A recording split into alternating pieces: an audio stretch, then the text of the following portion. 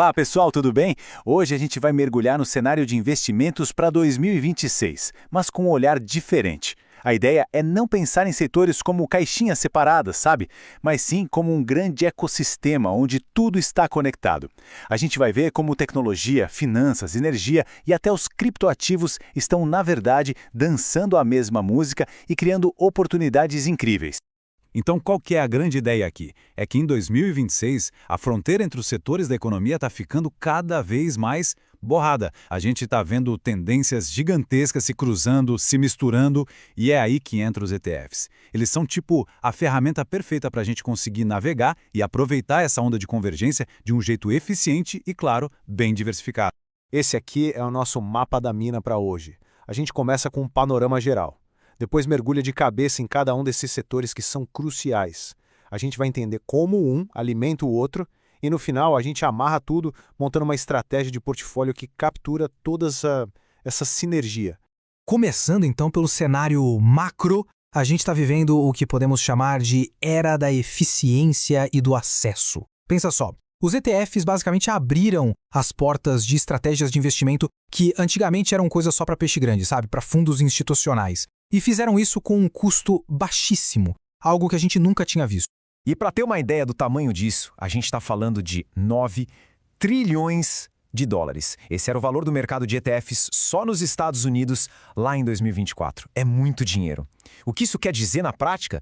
Liquidez absurda. E a prova de que ETF não é modinha, né? É um dos principais jeitos de investir no mundo hoje. E o segredo dessa eficiência toda está numa coisinha chamada taxa de despesa. É basicamente o custo anual para manter o fundo rodando. Com os ETFs, esse custo pode ser minúsculo, coisa de 0,03% ao ano. Pode até parecer pouco, mas no longo prazo essa pequena diferença vira uma bola de neve e o impacto no retorno final é gigante. Ok, agora vamos para o motor de toda essa convergência, tecnologia, claro.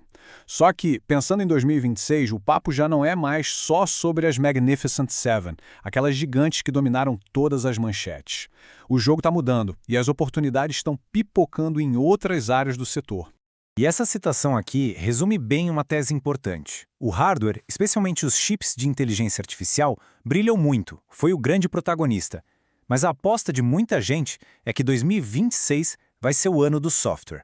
É a vez dos programas que rodam em cima de todo esse hardware mostrarem a que vieram. Existe um potencial de recuperação bem grande aí. E para atuar nesse cenário, existem ferramentas para todos os gostos. Cada ETF desses é uma porta de entrada diferente. O VGT é o mais amplo, pega todo o setor de TI com custo baixo. O IGV já é mais específico, aposta justamente naquela tese da recuperação do software.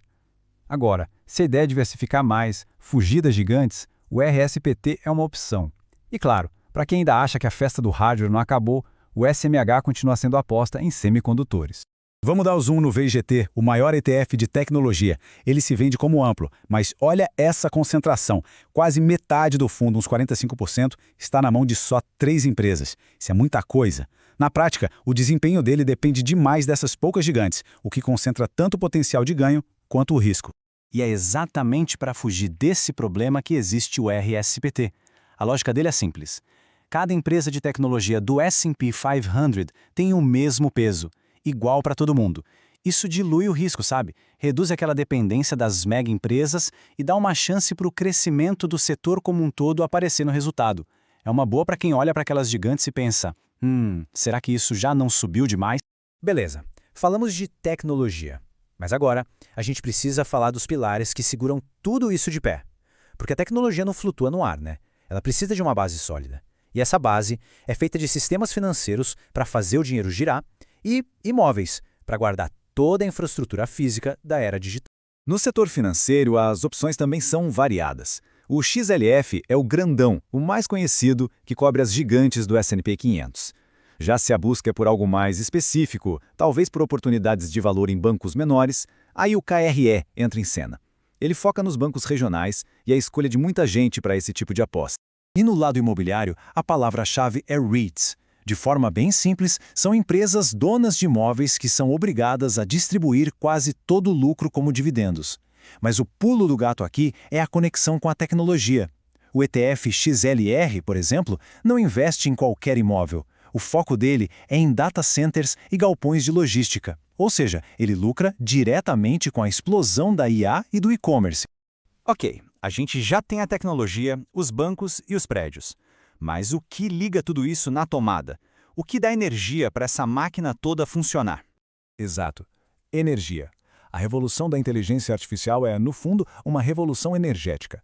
A quantidade de eletricidade que os data centers consomem está explodindo. E isso, claro, joga o setor de energia bem para o centro do palco da nossa economia convergente. Para investir em energia, a gente tem uma escolha clássica: concentração ou diversificação. De um lado tem o XLE.